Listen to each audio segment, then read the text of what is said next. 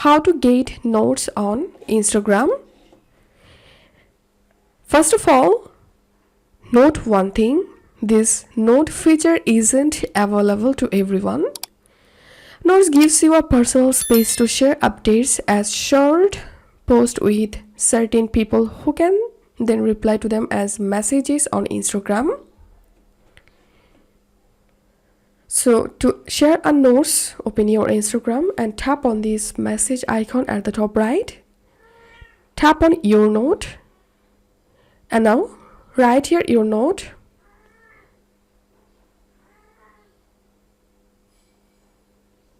And inside of the share with section, you can select followers, you follow back, or you can select close friends. Then tap on people to add people to see your notes.